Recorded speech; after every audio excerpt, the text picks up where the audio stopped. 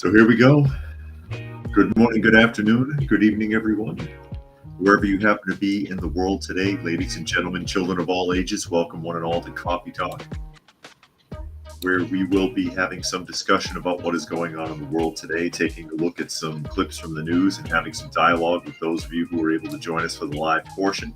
And of course, if you are listening somewhere else and you would like to join the live portion, you can find it Monday through Friday at 2 p.m. Eastern Standard Time on YouTube, on Coffee Talk and Prepper University. That is at Coffee Talk Live and at Prepper University.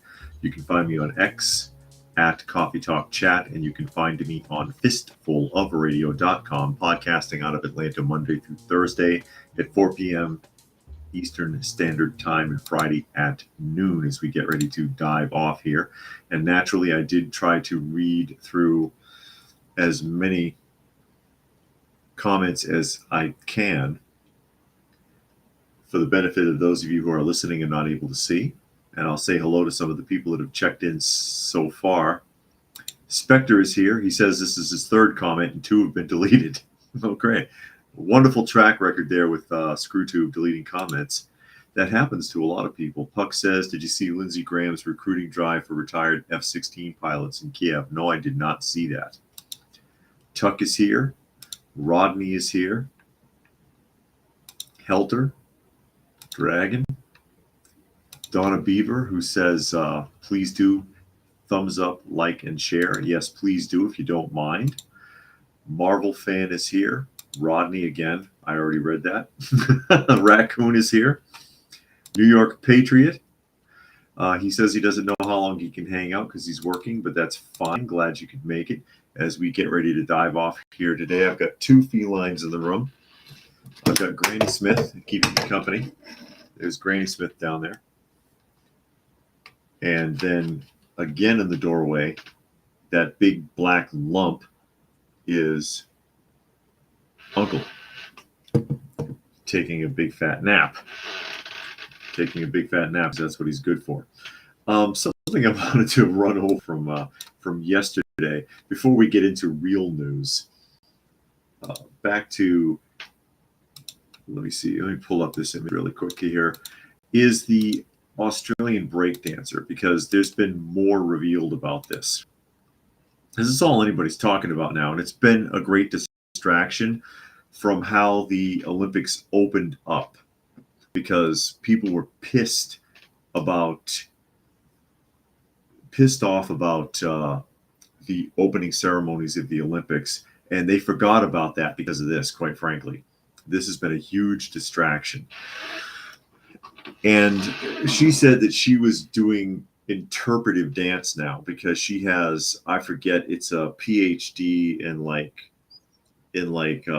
urban dance theory or some kind of bullshit, some made up DEI ridiculous degree that the only way you could make money is if they hire you to teach worthless stuff to other people, which is basically what she does as a lecturer occasionally at the college, talking about, people dancing.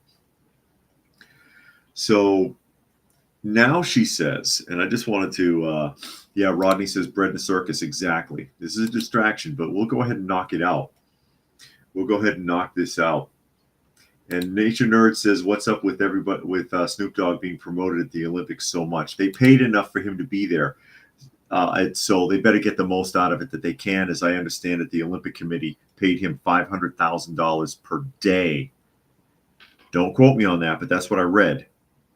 $500,000 a day that he was there. Meanwhile, there's not enough food for the athletes. When they didn't have meat for the athletes. They had a food shortage, so they couldn't get vegetables. They had power outages. They wouldn't provide air conditioning. They had athletes sleeping in the park because the cardboard beds and the heat was too much for them. They had a rat infestation, a really bad rat infestation. That story slipped under the radar too. When they finally provided fish, it was infested with worms.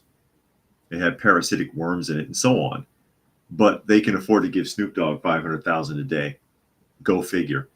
Anyway, now she claims she did it on purpose. And I've seen other footage of her, including her qualifier footage. I can show it here in a minute if you want to see. I saw her qualifying footage from last year, and she did a better job than this. It's still not very good, but she still did a better job than this. And she claims that essentially she threw it on purpose because she saw the competition and realized she didn't have a chance. Paraphrasing a little bit, but that's in a nutshell. Okay. So bad enough that you took the spot from someone who might have done better, that might have really appreciated that once in a lifetime opportunity, but you threw it. You didn't give 100%. That's a quitter attitude. Marvel says, I thought that was stupid to do. And Tuck says, so she gets to just change the rules. Yes. And Marvel fan says, now they removed it from the next one. Well, it's not really a sport anyone. And New York says, as someone who was born and raised in the Bronx, I'd love to have a conversation with that Australian chick about break dancing. According to her, she's been doing it since she was 20 years old. Marvel says it also caught someone that really trained and cared to win, caused someone that really trained and cared to win the event for the country to miss out. Shame on all involved. And Kimberly is here. Thanks for joining us today, Kimberly. You just missed Granny Smith. You just missed Granny Smith. The memes are fantastic, though. But, I mean, seriously, it can't just be about the memes, you know. And I can show you her qualifier. And again, it's not that spectacular anyways. Her qualifier, she wasn't that great anyways. If I can get this to open. Hold on a second. I'm going to try to expand this. I cannot show, I'm not going to play the audio for the obvious reasons, but I can show you the video clip. Let me try to expand it. There we go. The best I can do here, okay? And this is the Oceania Breaking Championships of 2023, and this is how she got in. All right. And there's Semper Fi. Just wrapping up something from yesterday there, Semper Fi. This is how she got in. That is not her. Okay. That's the competition. She'll be the one that comes out in the red jacket here. So this is who she's competing against. All right. That's another female B-girl. B-girl. She's the one on the left wearing the red jacket, waiting her turn. And I'll watch her. She, again, she's still, this girl does better than she did, I think. She's still not that great, not worthy of the people that we saw at the Olympics. And I still argue there's even better dancers. But she took a spot from someone who would have really poured their heart out, and then claims that she did what she did. That's her now. Again, in the red jacket and white pants. Claims that she did what she did now because she saw the competition and knew she wasn't going to make it anyway. So she basically blew it. She trolled. Marvel fan says the men made the women look like we're going in slow motion way better. And Puck says, guy in the UK got 12 weeks in jail for posting memes recently. It's going to get worse, too, and they want to get that way here. New York, as a matter of fact, is trying to pass laws to get you for online commenting. And Chillin' Dave has joined us, as well as Jane Spitfire. And Granny Smith is still enjoying your fish, Jane. She's not in the room, though. She just left a minute ago. But that's about enough of that. You get the idea. That was her qualifier, this particular competition. And like I said, she had the capacity to do better than what you saw, but she threw in the towel. And Chillin says they danced like that when the lawnmower hit a bee's nest. Shame on you running over a bee's nest. Yes, I know you didn't do it on purpose. Hang on a second here, because I lost something. Lost my link connection here. Let me just catch it back up, or try to. Well, that is not what I'm looking for. I don't know why they got to make this so difficult.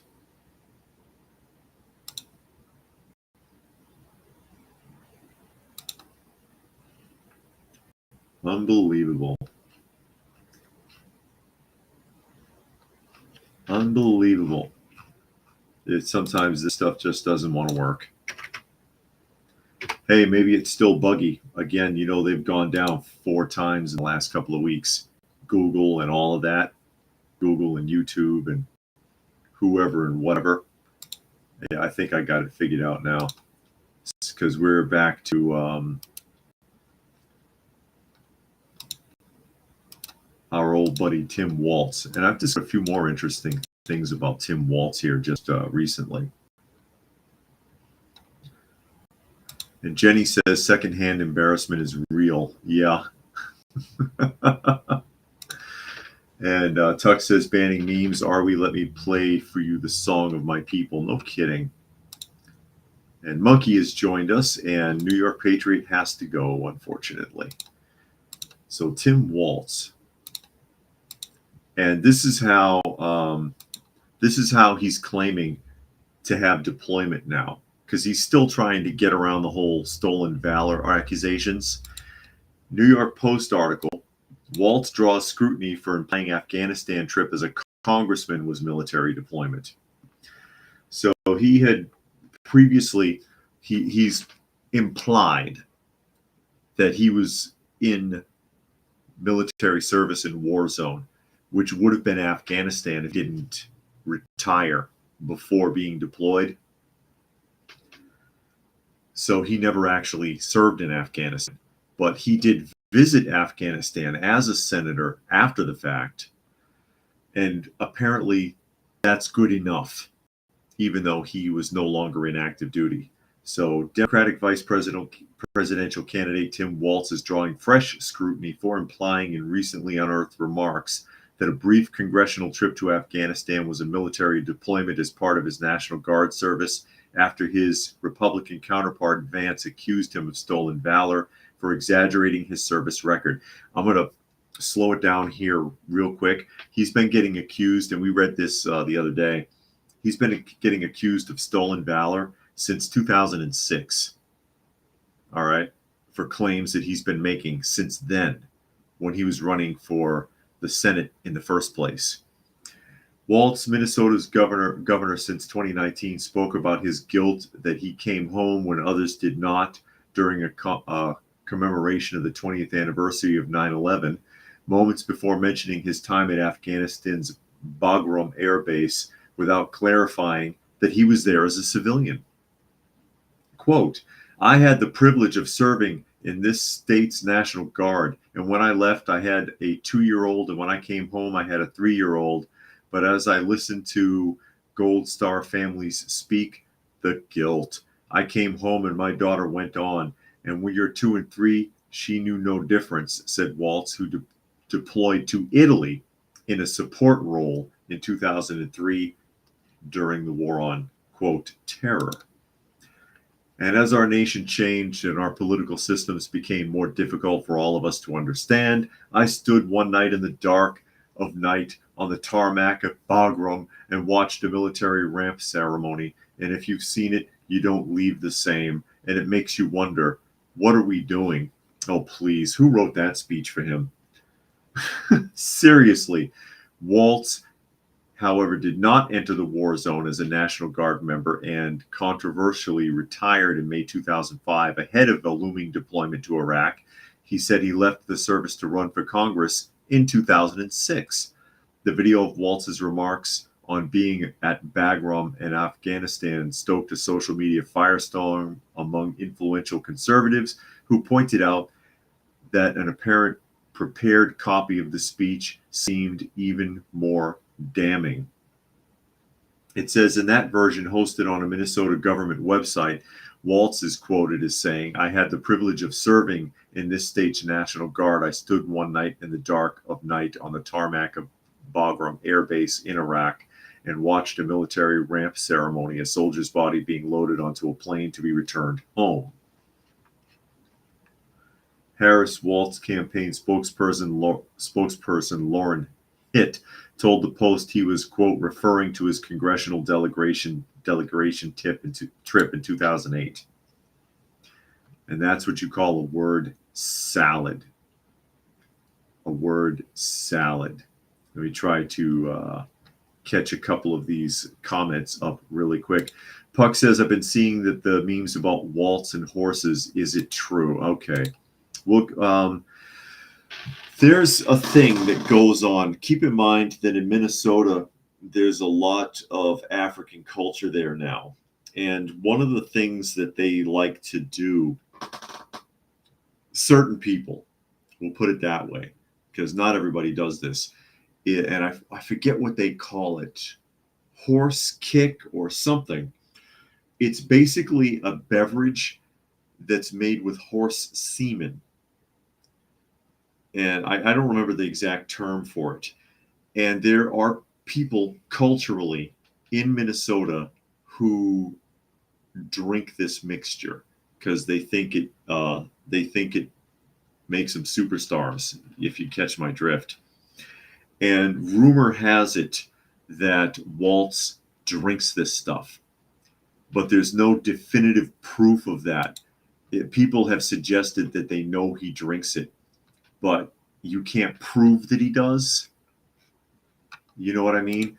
Rodney says, I met greasy little shits like Waltz during my service. Actual soldiers look upon people like that with contempt. No kidding. And Kimberly says, these politicians should know we will fact check you and bring receipts. Yeah, unfortunately, though, what are you going to do about it? Yeah, it's all out there, but what's going to be done? He's lied about his record. He's lied about his rank. He's lied about the reason for leaving. He's made a lot of implications that aren't true. Dragon wants to hear about his service in Vietnam. Yeah, no kidding. Oh, my. And Helter said parts of Minnesota are starting to look more and more like Afghanistan. Puck says Waltz is a weasel. And Jane says it must be a joke. That's disgusting. No, it's not a joke. I don't know if he partakes of that, but it's been suggested by people that he is known to drink that. I don't remember what they call it. It's like horse kick or horse start or something. It's some weird name they have for it. But yeah, it's essentially horse semen mixed with some other tonic.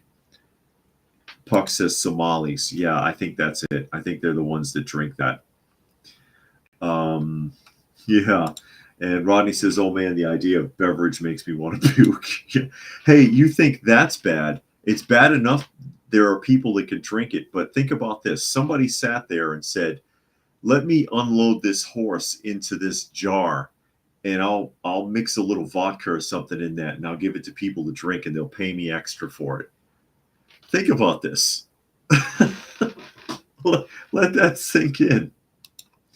Let that sink in. That somebody thought to to turn that into a beverage. And somebody's job there's someone's job out there to collect that, and they're getting paid really well for it too. And Jane says in Canada they use beaver butt juice and ice cream and brandy. Oh, they don't do that in the US anymore. I forget what that's called. It comes from the gland in the back of the beaver, and apparently it has an odor similar to vanilla. And they used to use it in, I think the FDA, because I've heard this before. Oh, vanilla extract, or artificial vanilla, or vanillin. Artificial vanilla is a petroleum product. You shouldn't use it. Real vanilla is, of course, vanilla bean extract, and then there's vanillin. And vanillin nowadays, at least in the U.S., is made from other parts of the vanilla plant. Okay, it's just a cheaper version. Up until around 1983 or 4, they used to use extract from the glands from beavers, but by the early 80s, almost nobody was doing that anymore, and the FDA just took it off the market completely. And Chillin says coffee beans after cats crap out of them. Yeah, there is one type of coffee that is made from, shall we say, animal processed beans, and it is a cat. I don't remember what type of cat it is. And Monkey says the horse thing was started due to people saying J.D. Vance made love with his couch. I haven't heard that one. I haven't heard that one. I don't know if they still do it in Canada or not, but I know in the United States it's no longer used, that particular extract, since the early 80s, because almost nobody was using it by then anyways, because of how expensive it had become.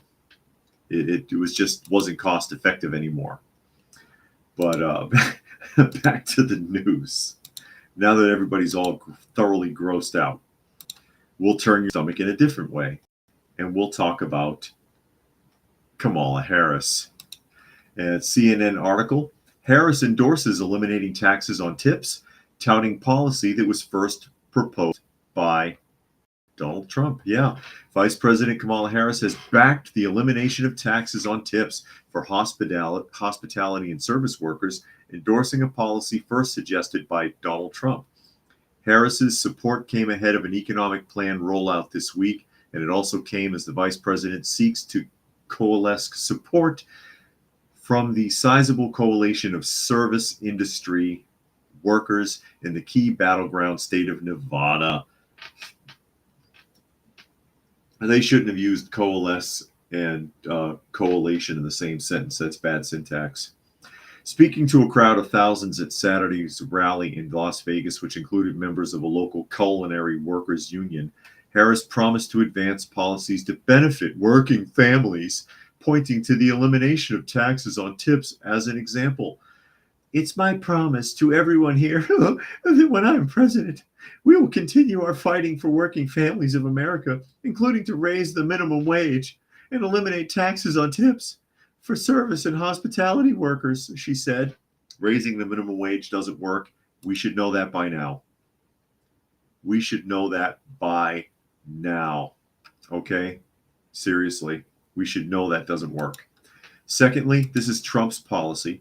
Trump is the one that was like, it's not. And he's owned hotels and stuff like that. He knows that a gift, which is what a gratuity is, shouldn't be taxable in the first place. That's like having to fill out forms when you receive a Christmas present. Here you go, Jimmy. Here's that new Star Wars toy that you wanted for your Christmas or birthday. By the way, here's your tax form. You better fill it out now before you forget. That's the whole point. And furthermore, lady, you've been in office, okay? Even if you did not have the power, I get it. You're just second fiddle. You're just the vice president. Even if you don't directly have the power, you could have still advocated for it all the way up until you were in front of the service workers unions or hospitality unions in Nevada. Real interesting coincidence there. Dental says beaver castorium, that's it, was used in strawberry and raspberry artificial flavoring. The cat poop coffee is Kopitar Luwak, and it comes from the civet. Okay, thank you for the clarification. I couldn't remember the name of it, but yeah, if I remember correctly though, Dental, they took that off the market in the U.S. in the early 80s. Monkey says it's essentially a shit-flinging contest like what North Korea does to South Korea. Yep. And let me catch up a couple more here. Chillin says, they're talking about something else. Monkey says, funny thing is that Kamala can actually attempt to do what Trump is proposing with the taxes or tipping being off, but hey, what do I know? Yeah, exactly. This is something she could have already been working on, or at least making recommendations towards while she's sitting in office already, but she happens to be in front of the hospitality workers union in Las Vegas. So she's going to pretend like she's going to help people with tips and wages. Lady, give me a break. Give me a break. It goes on here to say that Kamala Harris, who is this? I think this is a quote from Trump. It says, Kamala Harris, whose honeymoon period is ending and is starting to get hammered in the polls, just copied my no taxes on tips policy. Trump posted on his Truth social media platform. The difference is she won't do it. She just wants it for political purposes. Yeah, this is a Trump idea. She has no ideas. She can only steal from me. Remember, Kamala has proposed the largest tax increase in history. And that's true. I believe that's correct. But yeah, I mean, trying to pander to the audience again, telling them what they want to hear. And Fluke Man has joined us. Glad you could make it today, Fluke Man. As we shift around here. And I'm trying to see. I thought I had something else on her. Maybe not. I thought I had something else on Kamala Harris because I believe also now that she had made a pledge, and correct me if I'm wrong, didn't she say that she'll close down the border day one now? Which is another Trump policy. And again, this is something that you, even if you did not have technically the power to implement, could have been advocating for this entire time and have not done it. Have not done it.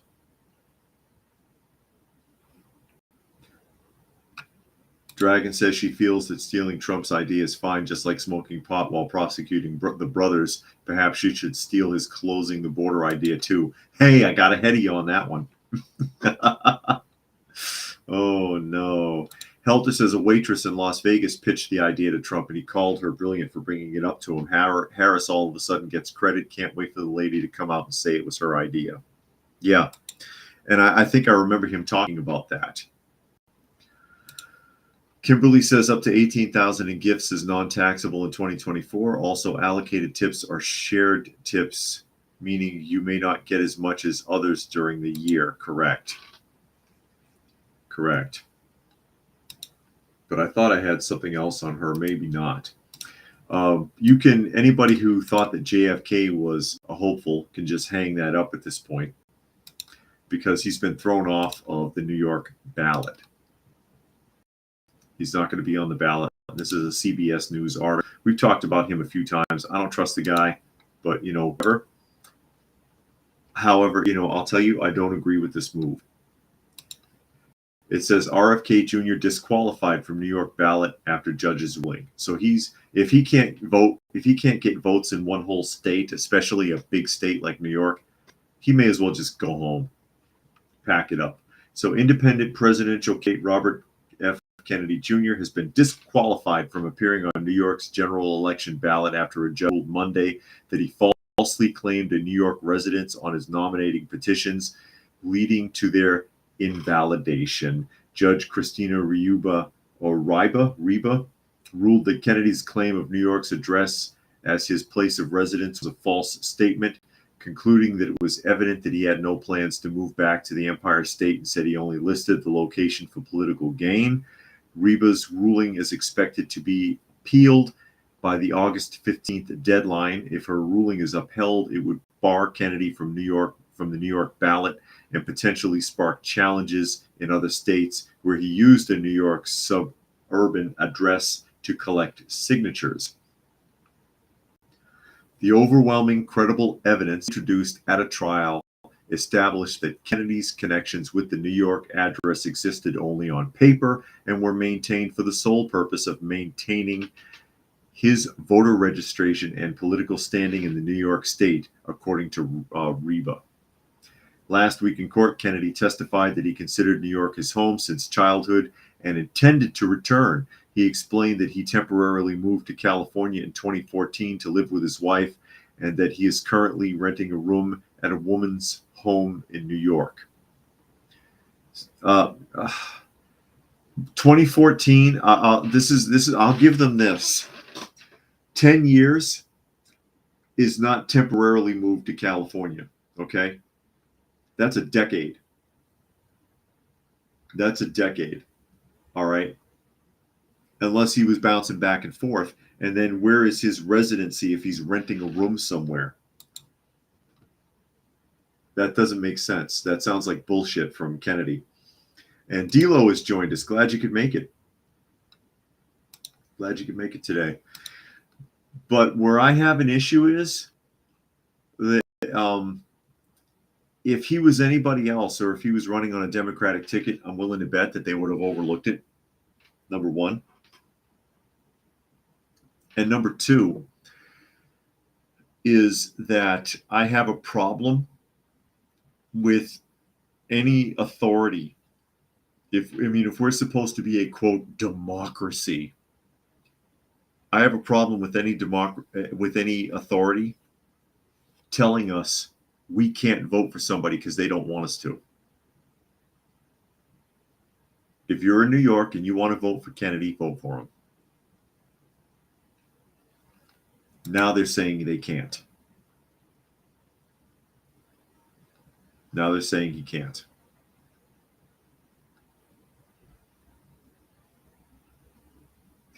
Tuck suggests that he jumped in to pull fence rider voters. He knew this would get him yanked. And Puck wants to know if RFK still collects dead bears. Yeah, he got in trouble for dumping a bear cub in a national park, didn't he? It's irresponsible of him. Could have at least buried it, buddy. Helter says the Uniparty makes it extremely difficult to appear on ballots. They would want the people to have a real choice, saying democracy. Am I right? Yeah. You should be able to vote for whoever the hell you want to. Write in anything you want on there or vote for whoever you want. But here you have a lawmaker, a judge, saying, nope, can't vote for this guy. Sorry, folks. Screw you. Screw you. And Dragon makes the point here. He says, ironic that an organization called Clear Choice is working hard to take away one of your choices. Exactly. And Cyberjack Sr. has joined us here today. And that's kind of my point right there. It's like, I don't like Kennedy. I don't think he's a good candidate. I don't trust him, whatever. But he has a right to put himself out there if he wants to. And people have a right to vote for him if they so choose. And they're being told by lawmakers, nope, screw you, you can't do that. You can't vote for this one. Sorry, suck it up. Vote for the choices we give you instead. That brings me to a comment. I got a comment the other day, and I'm going to share it because this is the kind of crap that I got to put up with. Let me see here if I can pull this comment up. I'm going to open up my own comments section, and this is something that I'm talking about voting and corporate welfare. It's an old video. And this person made a comment on it, and I'll show it to you real quick. Okay, is this it? This is it. I'm going to share my own comment section from off the channel here. Here it comes. And it's the one with the big C there. And the first line of the first sentence of the comment is what's stuck. The second sentence, okay?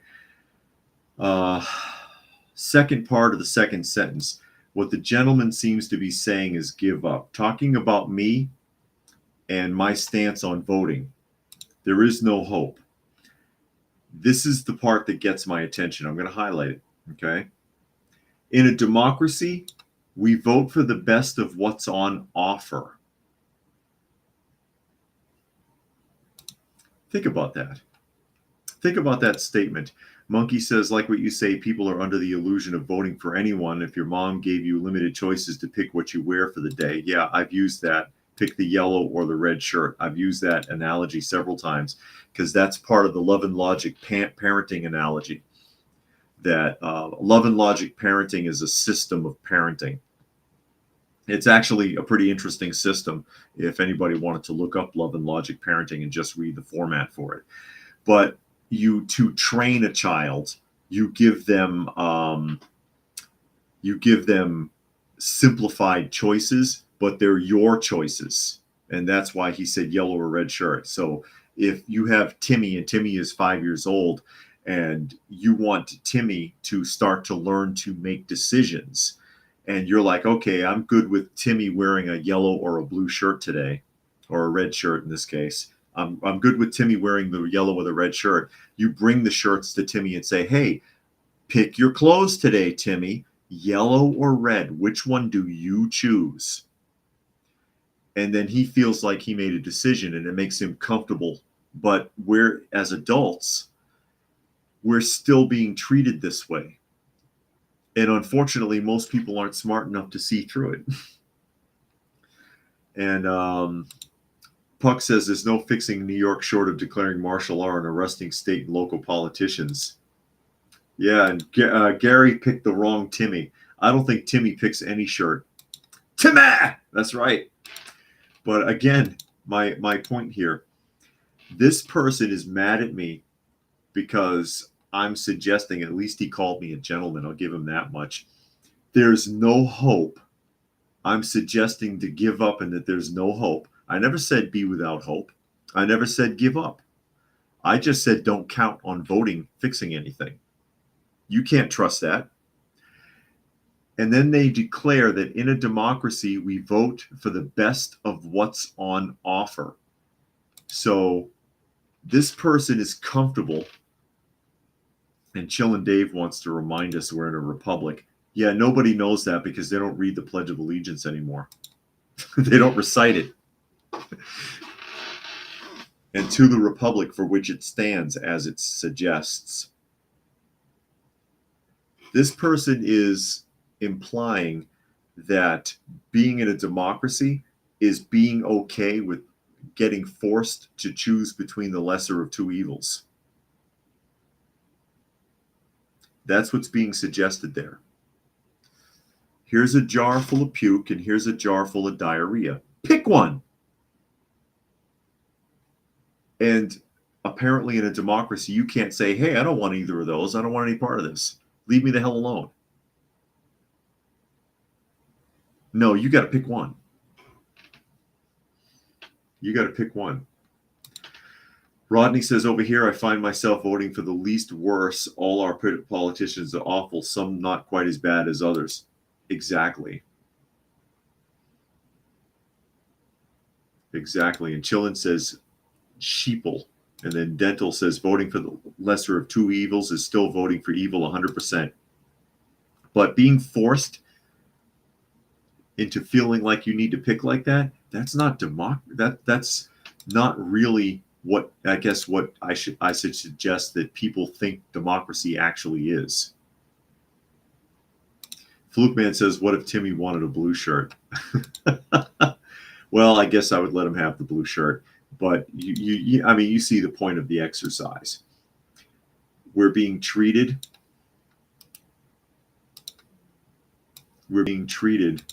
like we are children, like we're 5 years old. And people are comfortable with that. You saw the comment. That's what makes all this depressing, honestly. It's like, you know, being exposed to the news stories every day and realizing we have corrupt leadership that can't be trusted.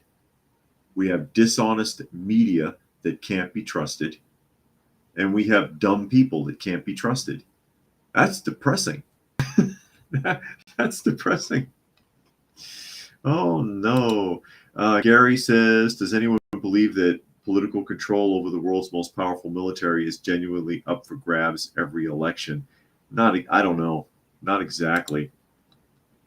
And Tuck says that's a guy who really doesn't listen or read intently, which leads them to consistently take things out of context or misunderstand them completely. And sometimes they take them out of context on purpose. And Jane says some people, like the Jehovah's Witnesses, do not vote. That's correct. They're not supposed to. According to their faith, they're not supposed to vote. They're supposed to stay out of politics. They're supposed to avoid it. Back to Tim Waltz here really quickly, because this is interesting too. And there's another interesting part that I think this article missed. Washington Examiner, Tim Waltz educational record shows teachers union capitalization and left-wing priorities. No kidding. And again, the more you see of this guy, the weirder it gets. Governor Tim Waltz, the Democratic nominee for vice president, is beloved by teachers' unions, but his dedication to them and their left-wing policy preferences have deteriorated education in Minnesota, according to critics. From dropping reading and math scores to pandemic-era lockdowns and controversial school curriculums, including critical race theory and transgender ideology, Walz's tenure as governor since 2019 has served as a primary example of what sparked the conservative education backlash during and after the pandemic. As governor, Walz has an abysmal record on K through 12. He locked down schools for a very long time, dismissed the notion that learning loss was real, and presided over plummeting test scores and attendance, according to Erica Sonzi, director of the outreach at Parents Defending Education, told the Examiner. Adding insult to injury, he opposes school choice and basically lives in the pocket of the teachers' unions. However affable he may be, doesn't erase the damage that he's done to children. Teachers' unions have consistently funded and supported Walz, and according to the Harris-Walz presidential campaign, the top profession donating to the ticket in the first 24 hours after Walz was selected as Vice President Kamala Harris's running mate was teachers. According to the Minnesota Department of Education, from 2019 to 2023, reading proficiency among students plummeted 10%, from 59.2 to 49.9. Over the same period of time, math comprehension fell from 55 to 45.5. The American Enterprise Institute found that chronic absenteeism, students missing more than 10% of the school year, skyrocketed under Walz, jumping from 14% in 2019 to 30% in the 2021-2022 academic year. He's also lowered standardized tests and a lot of other things. But the one thing that's missed in this article, because I did glaze over this article already, was that that Walz, when he was the head of the teachers union, was the one who was in charge of illegally funneling that $1.5 million to the Pennsylvania governor. Oh, what was his name? I forgot.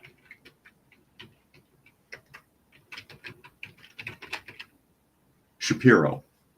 Josh Shapiro had what's now under investigation as an illegal $1.5 million donation to his campaign from the teachers union while Walz was the head of that union. And that was missed here. And that's important, I think. That's very important. Puck says, I always get the but he can't win argument when voting for someone other than an establishment pick in the primary. Yeah, he can't win. So throw your vote away. They did that on The Simpsons when the two aliens were running as a Democrat or Republican. And he was like, you're all stuck. You have to vote for one of us. And then everybody in the crowd was like, yeah, he's right. And then the person in the crowd yells out, yeah, you could always vote independent. And then the aliens started laughing and they said, go ahead, throw your vote away. Monkey says, bear with the word I'm about to use, but it's better not to vote when not informed than it is to vote on someone not informed about. I agree. If you don't know, leave it alone. You don't have to vote. It's as much of a privilege to not vote as it is to vote. And trust me, there are countries where they force you. Rodney will tell you. Gary says the two-party monopoly is scripted reality. It's ideological good cop, bad cop. Yeah, except that they're both bad. It's like bad cop and worse cop. And Monkey says basically not informed, don't vote informed, vote to clarify my statement. But yeah, his educational policy is horrible. As governor and while he was in the educational union. Another thing that's really interesting about Tim Walz that's surfacing here too, and I don't know if anyone is aware of this, is his connection to China. Who here knows about his connection to China? Kimberly says, have you seen anything about the new grading scale in California? I wish I could remember the AF numerical grades, but it was ridiculous. Yeah, what used to be an F can now get you like a C minus. Is that correct? And that's in a few states now. And Nature Nerd says in Australia they fine people for not voting. Yeah, you have to have a really good reason, or else you have to pay a fine. That is correct. So it is a privilege to not vote. If you sit there and you say, I don't like any of this, I don't want nothing to do with it. I don't want anything to do with it. But yeah, Kimberly, that's happened in a few states where the standard has been lowered so much. I think I read one about Georgia now too. And I'm looking at their numbers and I'm like, God, this would have been like a C plus or a B minus when I was in school. And you're saying it's an A minus, going by the statistics or the numeric scale. But Tim Waltz, yeah, Puck says another Democrat connected to China. I don't believe it. Tim Waltz has lived and worked in China. He was a teacher in China. That was, like, I believe, his first teaching job when he was 24 years old. And he lived in China and taught there in Guangdong province, if I pronounce that correctly, if I remember correctly. He's traveled there more than 30 times since, back and forth. He's made many trips to China. He had his honeymoon with his wife in China. He's off and on. He has spent several years there, as I understand it. But yeah, that was his first real job. And he, if you ask him about it, because he's been questioned about it recently, and he claims that, I've been critical of their policies in China. You did not live in China and were critical of a damn thing, okay?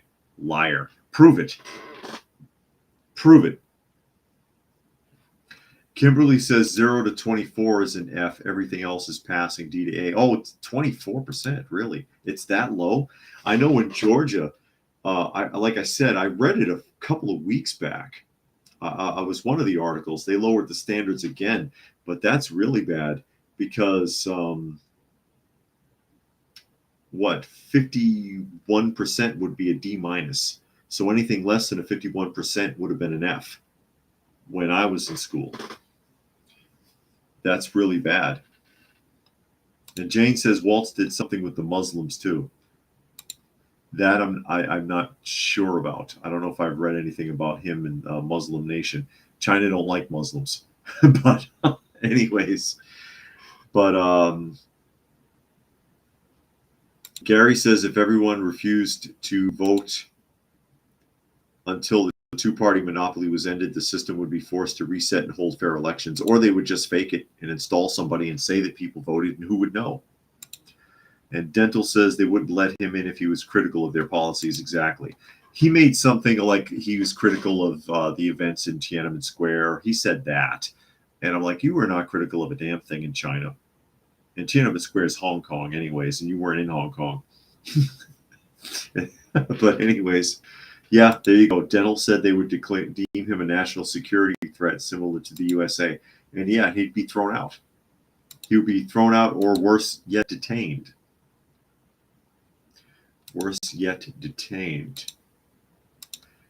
But since we brought up California, I got a good California story for you. You'll enjoy this as a taxpayer of California. Kimberly, you're in California, I take it? I know D-Lo is out there. And this is the Telegraph.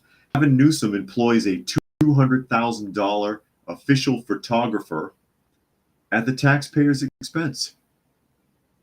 You're paying for this. And hey, speak of the devil, there's Gavin Newsom on the Great Wall of China, just chilling with his photographer that you're paying for. Gavin Newsom had hired a $200,000 celebrity photographer to take pictures of him at California taxpayers' expense. The Democratic governor, who is tipped for a future presidential run, we're back to that again, has hired a photographer known for his work with Barack Obama and Mark Zuckerberg to take pictures of him as he seeks to improve his national profile. Mr. Newsom hired Charles Omani, at a cost of $200,000, which is 150,000 pounds sterling for those of you in the UK, which has been charged to the taxpayers. See, here he is getting photographed again by this professional. So he's posing for photographs. That must be nice. I wish I could, he could get anybody on his staff with their cell phone to take pictures like this. Just saying. The former war photojournalist has become known for his freelance work with high-profile clients, including Mr. Nuisance, and has now been taken as an official photographer for the governor's office. His salary is almost as high as Mr. Newsom's, which stood at $234,000 last year. So $234,101 is what Newsom is getting paid as governor. I bet you he makes more than that. I can guarantee it. His first work for the governor included photographs of Mr. Nuisance picking up litter from a homeless encampment in Los Angeles on Thursday. It comes after Mr. Omani, I keep wanting to say O'Monaghy, was hired to take pictures of the governor's trip to China last year. Nuisance was tipped as a possible replacement for Biden during speculation about his presidential campaign. That would have gone really well. He instead emerged as a prominent defender of Mr. Biden and is thought to be considering a run for the White House in 2028. However, Mr. Newsom's image has been damaged since the C virus pandemic by higher rates of crime and drug usage in some cities, all cities, including San Francisco, which has a large homeless population. Last month, he ordered that the city authorities remove homeless encampments from public property in the state in what has been interpreted as an attempt to improve his credentials with mainstream Democrats. That's exactly what it is. Must be nice. Must be nice. And Kimberly says, no way, I'm a fellow Georgian. Are you? So you're in Georgia, Kimberly? Nature Nerd says the reason why AOC won her district is because only 4% of her district voted. When no one votes, you get the worst people in power. But you know what, though? All of these people, like the squad members, we saw 3 squad members or 2, right? We saw 2 take the boot recently. They were still replaced with Democrats. How do you know these people are going to do any better when that's the party that's been doing you the most damage? And I'm not saying Republicans are all that great, but they do a lot less damage than the Democrats do. And Gary says photography has a rule of thirds. Notice it in the photos. And Rodney says Gavin Nuisance, yeah, I like saying nuisance, is the epitome of the entitled, obnoxious, arrogant politician that mysteriously keeps getting elected. And Dragon says Newsom looks more like an 80s, 90s action movie corporate villain in the photo. Well, he is. Only he's a 2000s corporate villain. It's a good use. That it is a decent photo because it's a good use of negative space in the background, or invalid space. It's not negative space because it's not dark enough. But you see how the lower half is framed into the wall there. And then he's got a good portion of the wall on the left, but the wall's unbroken. His physiology isn't blocking any of the wall. He's not covering it up.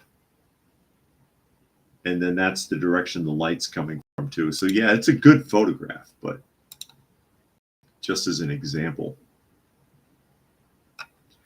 Flukeman says maybe he didn't pay her for professional photographer $200,000. He's probably lying, more money in his pocket, and whoever knows about it. Well, that guy gets paid that much. Remember, he was Obama's photographer. And what does he care? It is taxpayer money after all. Jane says that poor 9-year-old girl, but I know other countries, Africa and India, do this and can take more than one wife. Oh, you guys, some side conversation that I missed there? Helter says, at least we've been spared the dishonor of Newsom striking a glamour pose on a red carpet, or glamour shots. Glamour shots. They don't have glamour shots anymore. And Kimberly said North Georgia at the Appalachian foothills. And then Jane says yesterday at the DeKalb farmer market and Muslim, they were with his 4 wives, and wife number 2 was fussing about something. She said it out loud. I'd be too jealous. Share my man or husband. Yeah, I guess there was some side conversation you guys had going and I missed something. Now this is the one that's annoying me right here. This is the one that's annoying me right here. I'm going to try to pull this this article up real. Let me see if I can get that, because this person is getting a huge pat on the back from the Olympic and doesn't deserve it. Really does not deserve it. Okay. Hold on a second here.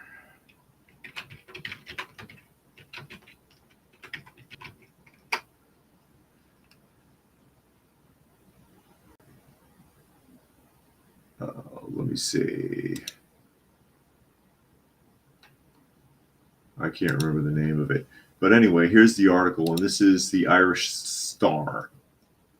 Sifan Hassan wearing a hijab to gold medal Olympics crowning ceremony dubbed powerful statement. Okay, and there she is. There's the picture. Okay. Oh, Jane is saying Waltz allowed the marriage of a 9-year-old girl to a 24-year-old man. Oh, is that what it is? I had not heard that. I had not heard that. That's inappropriate. That's terrible. So Sifan Hassan rather, has made a powerful statement by wearing a hijab to the gold medal Olympics crowning ceremony. The Dutch runner, sprinted by Tigst Asifa of Ethiopia on Sunday to win the last track event of the Paris Games. Hassan added gold to the bronze medals that she won in the 5,000 and 10,000 meter. The Ethiopian native finished in an Olympic record time of 2 hours, 22 minutes, 55 seconds. Asifa won silver, and Kenya's Helen Obiri took bronze. By simply competing in the marathon, 31-year-old Hassan ran more than 38 miles. She now has 6 Olympic medals after winning the 500 and 10,000, blah, blah, blah. The race wasn't the only way Hassan impressed the French capital. During the gold medal crowning ceremony for the women's marathon, Hassan donned a hijab. France banned French athletes from wearing hijabs at the games. One viewer praised the sporting talent, writing on X, previously Twitter, Sifan Hassan wearing her hijab after France banned females from wearing hijabs at the games. She is so powerful. What a woman. Okay. So here's the thing. All right. The reason that France banned it, and it has a ban on it, particularly in Paris, is because of the number of terrorist attacks and other outbursts that are going on there. You might recall the power outages that were taking place at the opening ceremonies. Paris went dark for a while. That was because of multiple attacks all across the city. Power lines were cut, fire bombs were thrown into like train stations, and all kinds of crap was going on. It was sabotage. That's been happening in Paris for like the last 5 years. Okay? That's part of the reason why it's banned. So her coming out with that on, and her living, she's Dutch now apparently, and formerly from Ethiopia, which is not exactly a Muslim country, is it? I think that for the most part, they're not Muslim, are they? I can't remember. So I wonder if she's even Muslim anyways. Her wearing that is a political statement, which is a violation of the Olympic Committee's rules anyways. No political or religious statements are supposed to be made by athletes. There was a surfer who almost got disqualified over his surfboard. I think he was the Brazilian surfer, and he had a motif of the statue of Jesus. You know, that gigantic statue of Jesus that's in Brazil. He had that on a surfboard, and they told him to get rid of it or he was going to be thrown out. So how come nobody's taken her medal yet? Powerful statement, my ass. Rodney says the wearing of a hijab is the atheists of a power statement. Antithesis, excuse me, I read that wrong. Of a power statement, it is an endorsement of an awful ideology. And Puck says Islam and Sharia law are incompatible with the U.S. Constitution. It's incompatible with the Western style of thinking, anyways. But with that, we are at the top of the hour, so I will go ahead and start signing off. Again, you were listening to and/or watching Coffee Talk, and you can find me Monday through Friday at 2 p.m. Eastern Standard Time on Coffee Talk and Prepper University on YouTube. You can also find me on X at Coffee Talk Chat. You can find me on fistfulofradio.com, podcasting out of Atlanta. So thank you, everybody, for joining us here today. Hope you got something out of the conversation, and we will do this